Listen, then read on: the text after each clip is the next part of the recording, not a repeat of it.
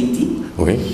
Ok, aujourd'hui, merci d'abord d'avoir accepté notre invitation pour essayer un peu de parler de la cardio-neurovasculaire, qui sera notre tout premier point, et essayer aussi de parler de la prise en charge de maladies épileptiques. Alors, sans plus tarder, si vous pouvez vous présenter, qui est réellement Dr Mukendi Mayamba?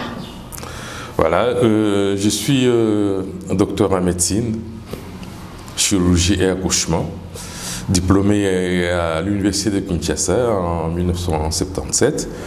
Une année après ma formation, une année après mes études, j'ai commencé une spécialisation en neurologie que je suis allé terminer à l'université catholique de Louvain, où j'ai obtenu le titre de neuropédiatre, donc le neurologue des enfants. Alors de là, j'ai travaillé essentiellement en Belgique, jusqu'au jour où j'ai pensé quand même aider mes frères et sœurs qui étaient restés au pays. Je suis rentré au pays en 2015 et j'ai ouvert ce centre médical qui s'appelle Centre médical Mukamai, de mes trois noms, Mukendi, Kavulu, Mayamba. Et j'ai essayé d'orienter le plus possible les soins de santé vers la prévention. Après tout, c'est ce qui avait été prévu à Alma-Yata par l'OMS, qui parlait à ce moment-là, et on en parle encore aujourd'hui, des soins de santé primaire. C'est-à-dire que l'homme doit être artisan de sa propre santé. Il ne faut pas attendre d'être malade pour se faire soigner, mais il faut prévenir la maladie. Vous connaissez bien le dicton qui dit « vaut mieux prévenir que guérir ». C'est essentiel en médecine moderne. Alors, bon, je ne vais pas m'étaler sur beaucoup de choses. Vous savez, il y a beaucoup de choses à faire chez nous. Il y a les maladies endémiques, en fait, ce qui sévissent pratiquement d'une manière pérenne dans l'Afrique subsaharienne. Nous avons le paludisme, le paludisme plutôt, qui est en fait la parasitose la plus principale, qui est meurtrière. Il y a bien d'autres maladies, on ne va pas s'étaler là-dessus, on ne va pas faire un cours de parasitologie, mais simplement pour rappeler que on peut arriver à prévenir toutes ces maladies-là avec une bonne hygiène de l'environnement et une bonne hygiène de l'individu, hygiène corporelle. Ça, c'est de manière assez générale. Mais bon, jusqu'à présent, on s'est beaucoup focalisé sur ces pathologies dites tropicales. On s'est beaucoup focalisé là-dessus parce que bon, ça tue beaucoup. C'est ainsi que l'OMS a mis son accent d'abord sur ces types d'endémies.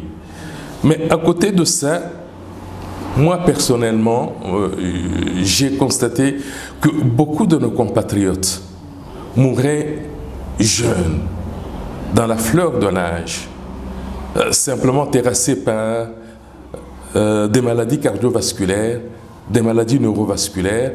En cardiovasculaire, c'est généralement l'infarctus du muscle cardiaque, le myocarde. Et au niveau du système nerveux, c'est généralement les accidents vasculaires cérébraux. Ces maladies-là surprennent, en ce sens que ça peut arriver chez un individu qui était jusque-là tout à fait en bonne santé, et vous apprenez, vous étiez peut-être avec lui la veille à une fête ou enfin une rencontre quelconque, vous apprenez le lendemain qu'il est mort. Et on parle de mort subite. Mais les Européens ont vite cerné ce problème-là et ils ont essayé de trouver des moyens de prévenir ce type d'accident parce qu'il y a des facteurs qui peuvent provoquer ces problèmes vasculaires. Je parle du cœur et du cerveau parce que ce sont deux organes vitaux, essentiels, et aussi deux organes vraiment fragiles, qui ne savent pas très bien se défendre comme d'autres organes de notre organisme. C'est pour cela que je mets l'accent là-dessus. J'ai lu dernièrement le programme que l'OMS Congo pense mettre en œuvre sur les affections non transmissibles qui ne peuvent pas se transmettre comme ça directement. Et là-dedans, il y a justement un programme qui intéresse particulièrement les maladies cardio-neurovasculaires. Alors, docteur, c'est vraiment très intéressant votre exposé. Alors, essayez un peu, faire un peu en marche en arrière. Oui. Marche en arrière. Alors, quel est le lien qui existe entre le cœur, donc le cardiaque, oui, et le nerf, le cerveau. Voilà.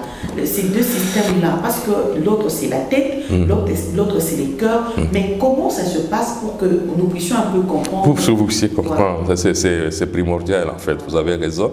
Je vais essayer d'utiliser des termes simples, parce que ce n'est pas aussi facile comme ça d'expliquer aux profanes, à ceux qui n'ont pas fait la médecine, à ceux qui n'ont pas fait suivi cette discipline-là, pour mieux comprendre ce que cela veut dire. Je ne veux pas entrer dans un cours d'anatomie ou dans un cours de physiologie, mais j'explique brièvement. Le cœur est un organe essentiel. C'est un muscle qui fonctionne comme une pompe. Notre organisme a besoin, enfin nos cellules de l'organisme entier ont besoin de l'oxygène et des nutriments, et essentiellement le glucose. Alors, pour que cela arrive au niveau de toutes les cellules, il faut qu'il y ait une pompe et un véhicule. Le véhicule, c'est le sang. Le cœur pompe le sang vers tous les organes du corps, y compris la peau, parce que nous ne pourrons pas oublier ça, sinon la peau va se nécroser s'il ne soit plus de l'oxygène. Se nécroser, c'est-à-dire les cellules vont mourir, carrément, purement et simplement. Alors, cette pompe-là, elle est assez puissante. Elle a un débit bien déterminé, qui doit être plus ou moins constant, et pompe une quantité de sang estimée à 5 litres pour tout notre corps. Et l'organisme est tellement bien organisé que les organes vitaux sont préservés là-dedans. Ce qui fait que le cœur, par exemple, reçoit le gros du sang pompé par le cœur. Le cerveau, je dis, reçoit, en tout cas, l'essentiel du sang pompé par le cœur. Les reins reçoivent aussi une quantité assez importante du cœur, parce que vous savez très bien que les reins, ce sont des organes qui assurent en fait l'élimination des déchets. Vous savez, dans le métabolisme, les molécules sont transformées. Les molécules qui aident la cellule à se nourrir, à vivre, sont transformées dans des substances qui deviennent à la longue inutiles. Et ces substances-là sont éliminées par les reins, devenues des déchets, et par conséquent sont toxiques. Mais aujourd'hui, nous parlons principalement du cœur et du cerveau. Voilà, le cœur, c'est une pompe qui pompe le sang vers les organes pour les nourrir et les maintenir en vie. Le cerveau est l'organe qui nous permet d'avoir cette vie de relation. Qu'est-ce qu'on entend par la vie de relation? La vie que nous avons, un individu avec un autre, avec notre famille, avec les gens qui nous entourent, l'environnement qui nous entoure de manière assez générale. Cette vie de relation est assurée par le cœur, et par le cerveau plutôt, je me trompe, par le cerveau. Et le cerveau nous donne beaucoup d'autres choses. Quand je vous parle maintenant, tout ce que je vous dis, ça vient de mon cerveau. C'est parce que ça a été bien conçu, bien coordonné, et que je peux le sortir avec un sens. De telle sorte que mes semblables puissent comprendre ce que je dis. Et à côté de ça, nous avons beaucoup d'autres fonctions, entre autres la sensibilité, le fait de sentir. Si on perd la sensibilité, on peut léser la peau, on peut se brûler sans sentir, on peut se blesser sans sentir, et en ce moment-là, on met en danger, en fait, non seulement la peau, parce qu'à la longue, ça va se putréfier, ça va se gangréner, et on arrive... Bon, je ne vais pas m'étendre là-dessus, simplement pour dire que le cerveau est très important. Et le cerveau commande pratiquement tous les organes du corps. Si le cerveau ne fonctionne plus, à ce moment, le cœur va continuer à fonctionner parce qu'il est un peu indépendant, mais finira par s'arrêter. Vous voyez? Et le cerveau ne peut pas vivre sans le cœur parce qu'il faut un apport en oxygène très important et en glucose. Donc, pour son énergie, notre cerveau ne tire pas son énergie des graisses, par exemple, qu'on appelle des lipides, mais essentiellement des glucides, surtout le glucose. Bon, on ne va pas entrer en profondeur. C'est tellement... oui, assez vaste. Voilà. C'est que nous aimerions aussi comprendre, vous avez fait ces études si grandioses, c'est juste, et vous êtes revenu aussi ici au pays pour aider la population congolaise, qui sont, les ignorants ou encore qui meurent à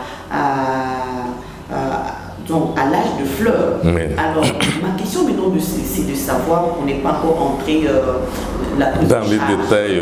Voilà. Alors, quel est l'apport du docteur Moukedi avec son centre ici en RDC? L'apport, vous voulez dire, madame, l'apport par rapport à cet aspect-là ou par rapport à l'ensemble? Par rapport à la santé, surtout dans votre particularité qui est la cardio-neurovasculaire. Bon. En fait, je vous dis que cardio-neurovasculaire, ce n'est pas ma spécialité. Je ne suis pas cardiologue. Je suis neurologue de formation. Et je me suis intéressé au système nerveux de l'enfant.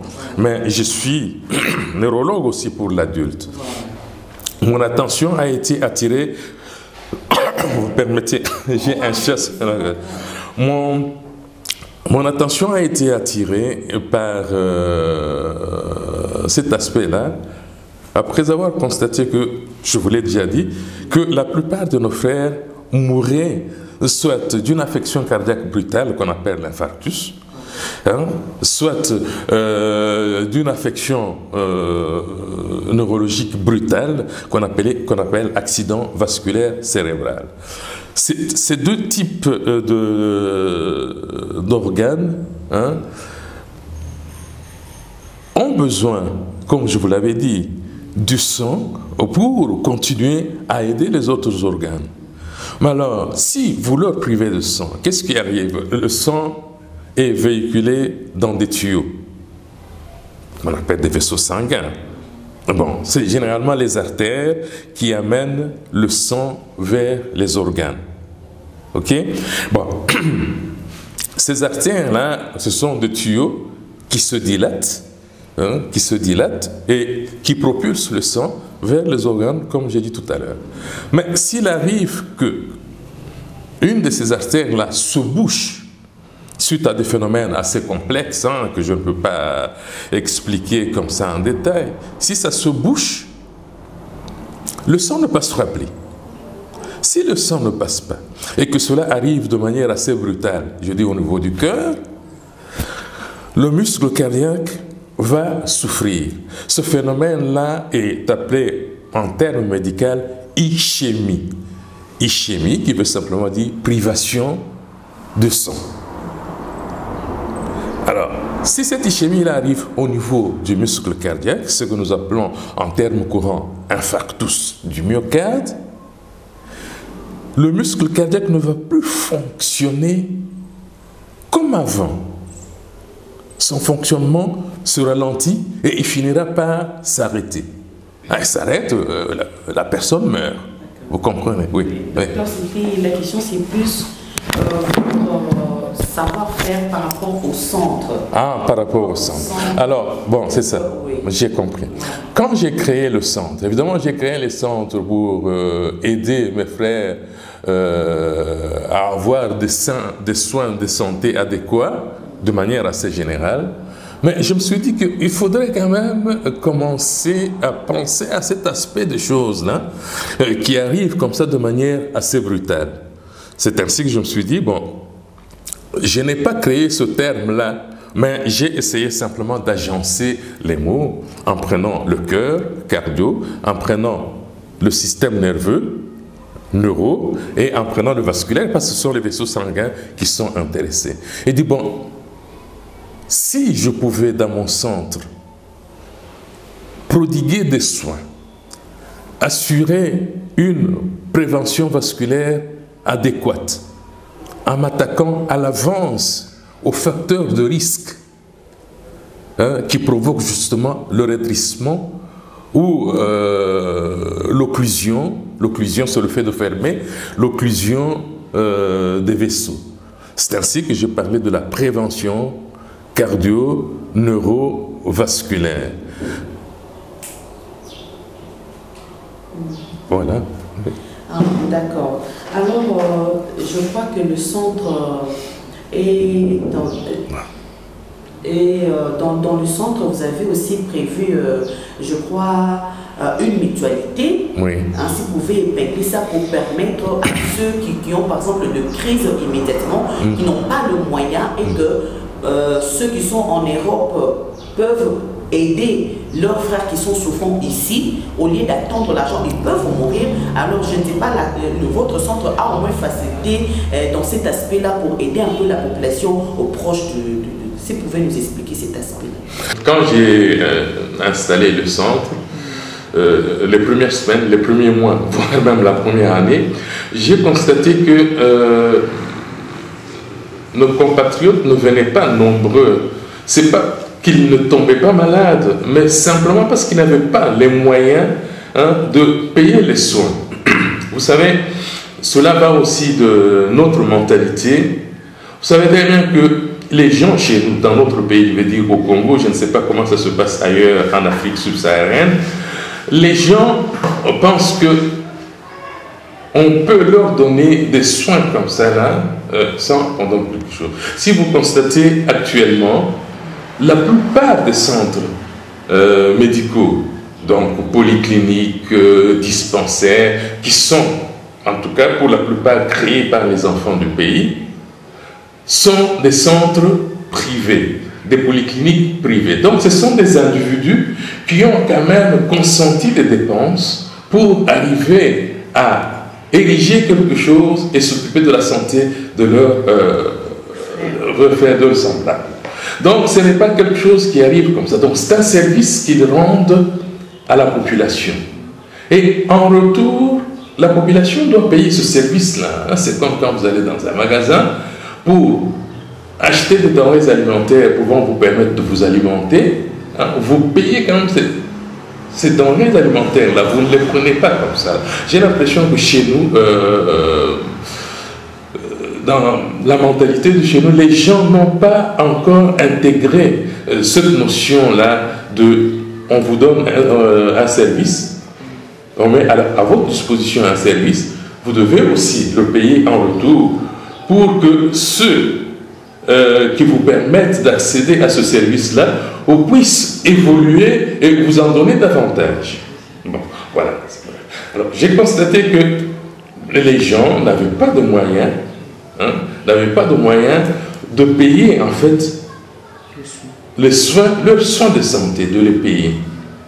Ils donnaient priorité, ou ils donnent priorité à autre chose. Et quand ils sont malades, généralement, j'ai constaté, du moins dans notre centre ici, qu'ils viennent toujours tard. Quand la maladie a beaucoup évolué, avec un risque énorme de décès. Et de décès, il y en a. Il y en a toujours, à toute heure, qui sont ici chez nous, parce que les gens n'ont pas les moyens. Ce n'est pas qu'ils négligent leur santé, mais ils ne savent pas comment se prendre en charge sur le plan financier. Alors, en ce moment-là, je me suis dit, bon, parce que cela avait déjà été initié par d'autres, et venant de l'Europe aussi, j'ai vu qu'il y a le système de mutualité. Qu'est-ce que ça veut dire, la mutualité? C'est que les gens s'assemblent autour d'un organisme, et et ils cotisent. Et il y a là-dedans le système dit de solidarité, parce que tout le monde ne tombe pas malade en même temps. Mais en cotisant comme ça, là, vous constituez quand même une sorte de cagnotte dans laquelle on va puiser pour pouvoir payer les soins de santé. En Europe, c'est très bien organisé et ce n'est pas obligatoire, mais on fait comprendre aux gens que vous devez normalement le faire, même ceux qui ne travaillent pas. Ils cotisent peu, mais ceux qui travaillent cotisent plus pour ce qu'ils appellent le système de solidarité. Ainsi, les soins sont assurés sans se poser beaucoup de questions. Alors, certaines ONG ont déjà commencé à le faire ici chez nous. Et donc, on s'est dit, bon, il est difficile d'aller demander à ces ONG-là de nous envoyer leurs malades. Mais si on pouvait aussi constituer notre mutualité à nous, notre mutuelle, si vous voulez. Si on pouvait constituer notre mutuelle à nous, on demande aux gens de payer quelque chose, donc nous nous trouvons autour de 35 000 francs congolais par mois pour une famille de 2 parents et 4 enfants, donc 6 personnes, mais alors déclarées normalement. Et s'il y a beaucoup de gens qui adhèrent comme ça, là, ceux d'entre eux qui sont en bonne santé et qui ne tombent pas souvent malades, travaillent en quelque sorte pour les autres. C'est un peu difficile à comprendre et à expliquer, mais il faut qu'on arrive à intégrer cette notion-là et à changer justement de mentalité vis-à-vis de cet aspect de prise en charge des soins de santé. C'est ainsi que nous avons aussi créé cette mutuelle-là pour permettre au centre de soigner convenablement, sans trop souffrir, sans pleurer qu'il n'y a pas d'argent, s'occuper de nos frères et sœurs qui tombent malades. Merci beaucoup, docteur. Je crois que ça me reste 2 questions pour clôturer la première partie. Et d'abord, c'est de nous parler le mode préventif de cette maladie cardio-neurovasculaire. Oui. Parce que c'est vraiment une maladie qui tue à petit feu. Disons que ça tue, quand ça arrive, ça tue brutalement. Ça tue brutalement. Parce que, comme je vous ai dit, un vaisseau sanguin qui est bouché n'amène plus le sang soit au cerveau, soit au cœur, pourquoi pas au rein aussi. Alors, en ce moment-là, quand cela arrive, il est déjà tard. Soit que on tombe malade, sérieusement malade, et par après, on garde des séquelles. Ça dépend du mode d'intervention qu'on fait en ce moment-là, d'urgence. Mais pourquoi on parle de la prévention cardio-neurovasculaire?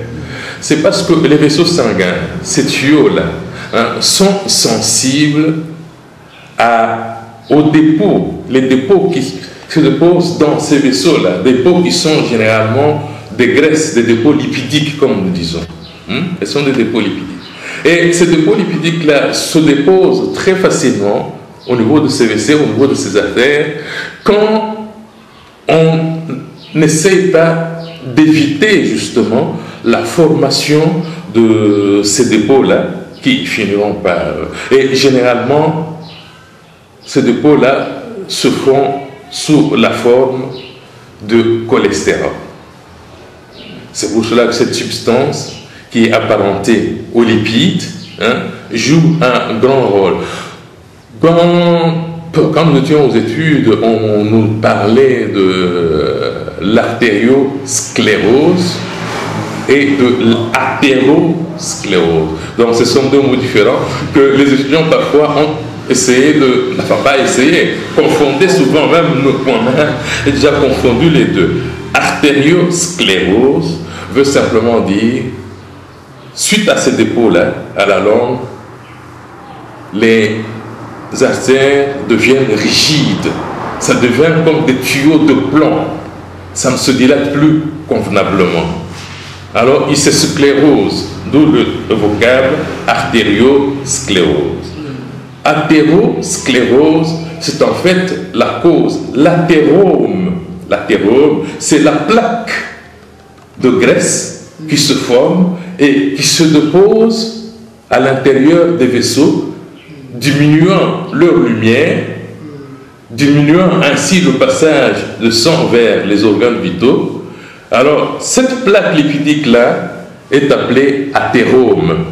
C'est ainsi qu'on a parlé de l'athérosclérose, qui est différente de l'artériosclérose. Hein, je pense que... C'est compliqué, docteur. Oui. Alors, la question, si on a parlé de mode préventif, c'est des modes préventifs, c'est que, comme on a parlé, vous expliquez maintenant les téléspectateurs. Normalement, le check-up, on doit le faire en toutes circonstances. Mais... comment c'est bon la formation, la formation de l'aboutissement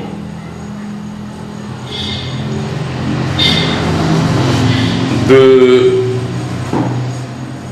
rétrécissement des artères qui sont bouchées par cette trompe-là.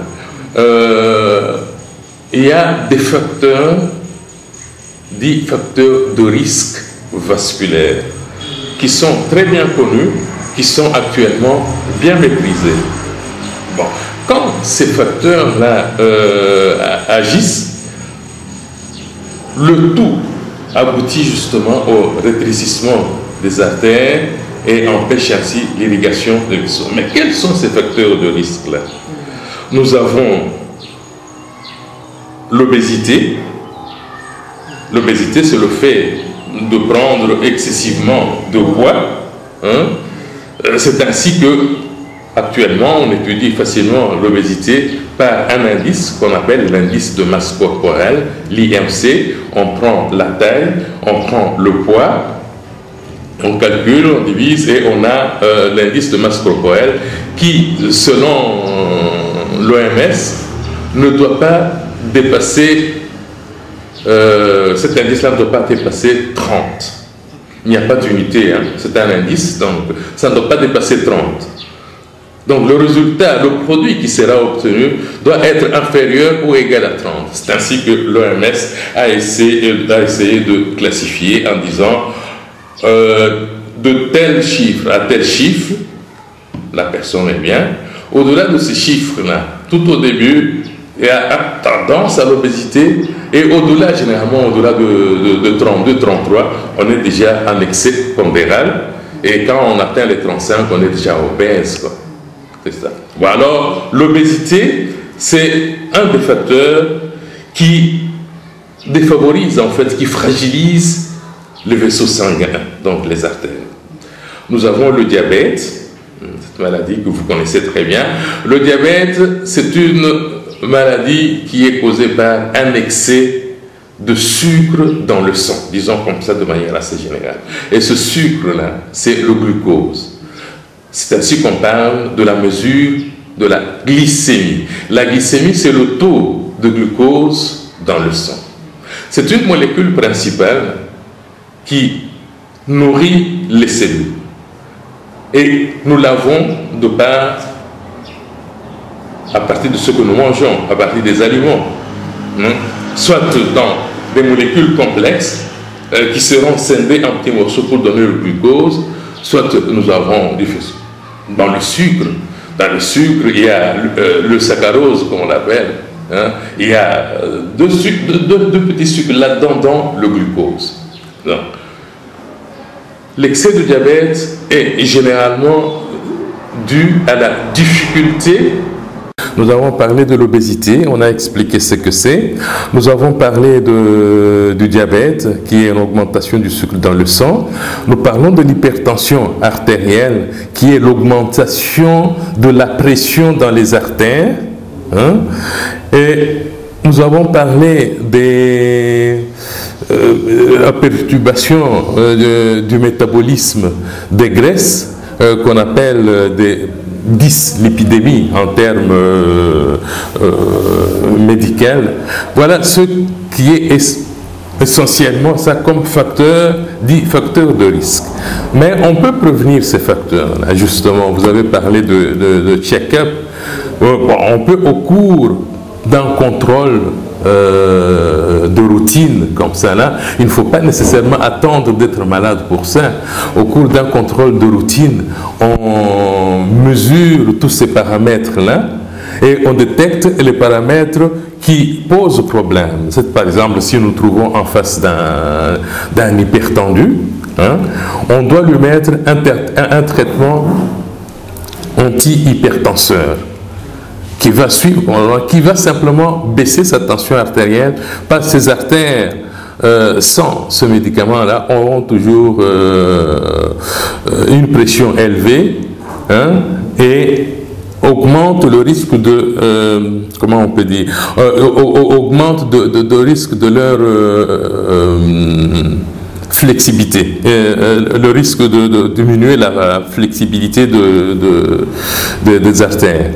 Quand quelqu'un est diabétique, on fait un examen comme ça, on tombe sur quelqu'un qui est diabète, on définit, l'OMS définit comme diabète des chiffres de glycémie au-dessus de 120 mg pour 100.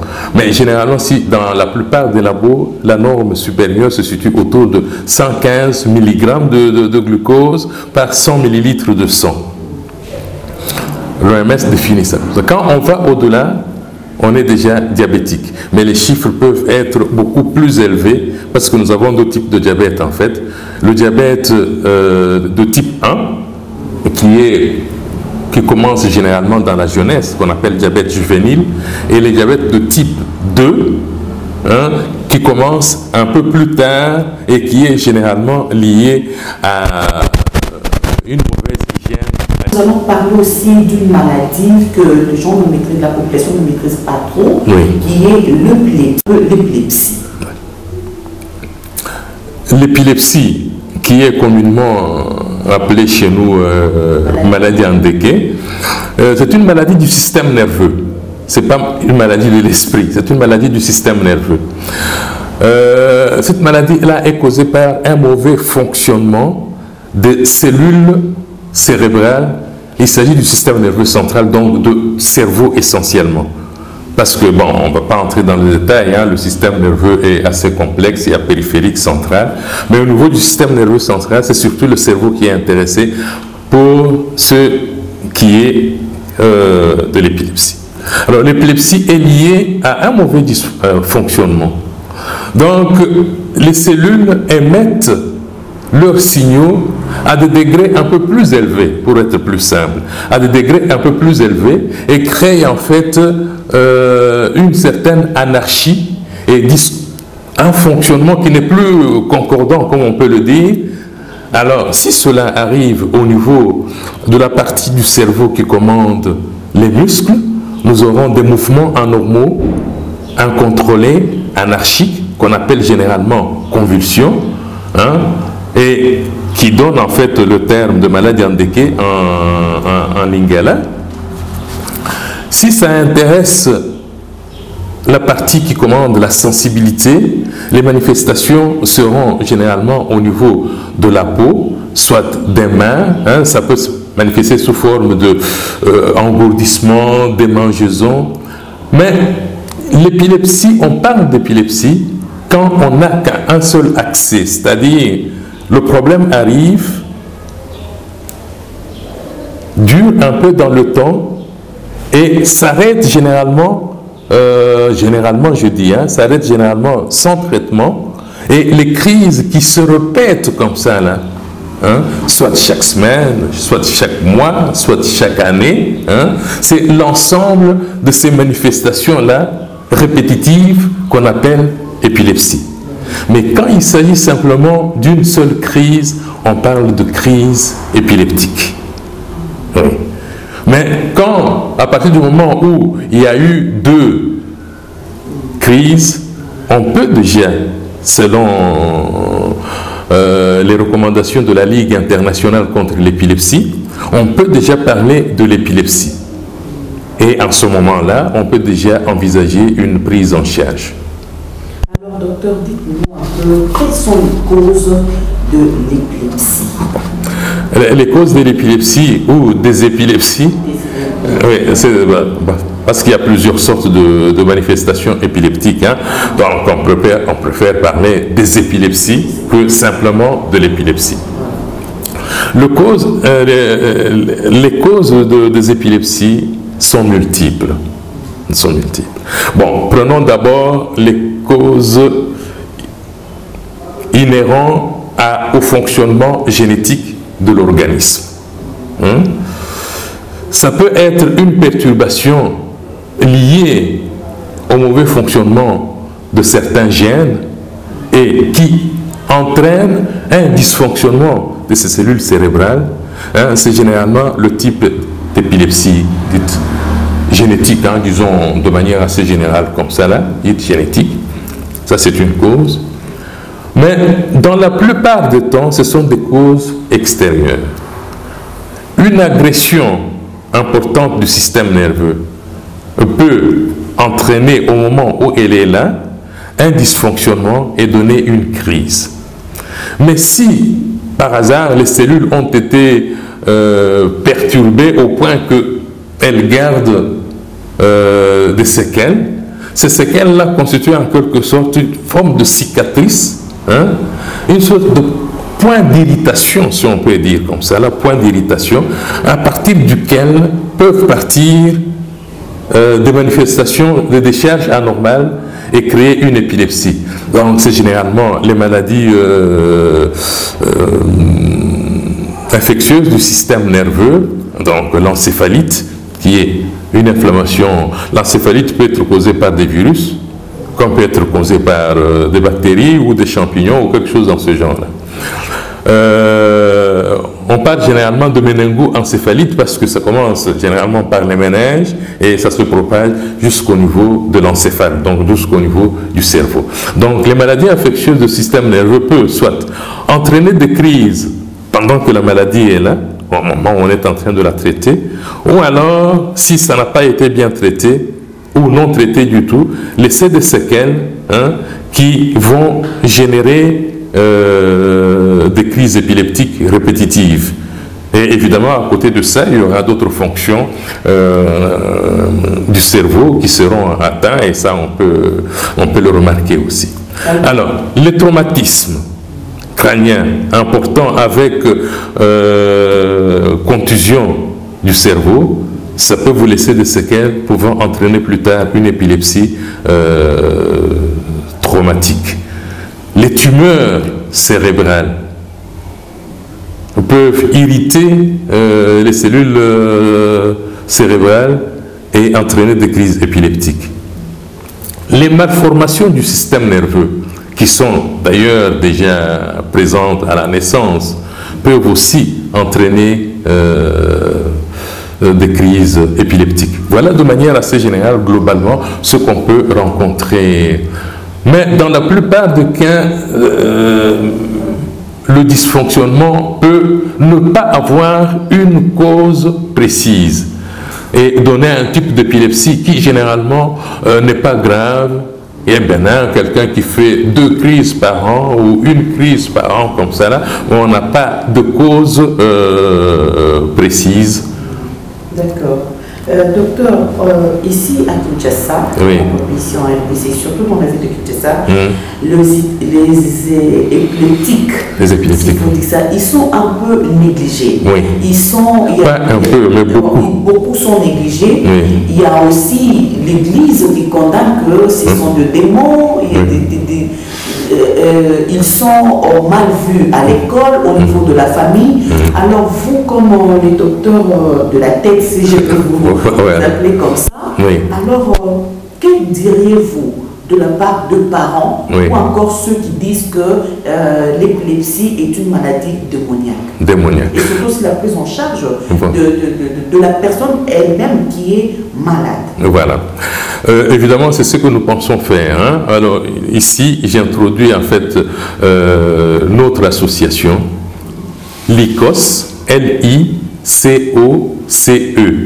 Ligue congolaise contre l'épilepsie, LICOSE, qui qui a son l'ICOS. L-I-C-O-C-E.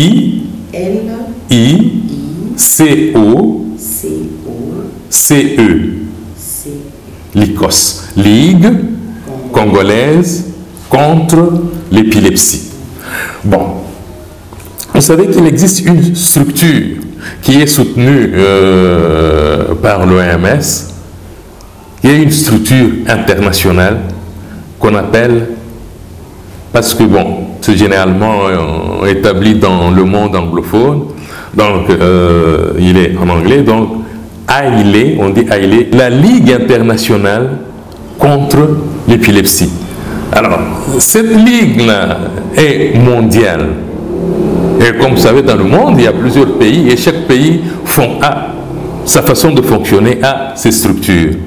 C'est ainsi qu'on a recommandé que chaque pays qui veut vraiment s'intéresser, s'occuper de l'épilepsie, prendre en charge les patients épileptiques, puisse créer le même type d'organisme, mais au sein du pays pour faciliter certains programmes de lutte contre l'épilepsie. C'est ainsi que nous avons créé cette structure-là qu'on appelle l'ICOS, la Ligue congolaise contre l'épilepsie, dont je suis secrétaire général. Bon. Ceci nous amène à quoi? Nous amène à la question que vous avez posée concernant la conception même de l'épilepsie. C'est vrai que c'est un phénomène quand même assez bizarre, inhabituel, auquel les gens ne sont pas habitués. Alors quand cela arrive, il y a beaucoup d'imagination, évidemment. Il y a la Bible qui aide justement à cette interprétation démoniaque de Jésus, à qui on amène un enfant épileptique, qui prie pour lui, et les diables qui sortent de cet enfant épileptique, qui vont dans un troupeau de moutons qui était là. Vous voyez, cette image-là, pour quelqu'un de non averti, ça crée toujours beaucoup d'idées dans la tête, ainsi qu'on dit que c'est une maladie de l'esprit, c'est une maladie démoniaque, une possession démoniaque. Et chez nous, on parle même d'ensorcellement. Soit ces enfants-là sont ensorcelés, ou ces personnes-là sont ensorcelées, ou alors ils sont eux-mêmes, les personnes sont elles-mêmes des sorciers. Alors on les délaisse. Alors ce que nous voulons faire avec notre ligue, c'est d'abord la sensibilisation, à l'aide des médias, à l'aide de ce que vous faites ici, informer les gens, leur dire que l'épilepsie, c'est une maladie du système nerveux qu'on peut stabiliser. Moi, je n'utilise pas le terme guérir, j'ai dit stabiliser. Parce que si vous stabilisez les membranes des cellules, elles vont continuer à fonctionner normalement comme avant. Alors, il n'y aura pas de crise épileptique. Donc, on peut stabiliser actuellement grâce à certaines molécules, donc des médicaments qui ont été créés. Il y en a maintenant chez nous aussi.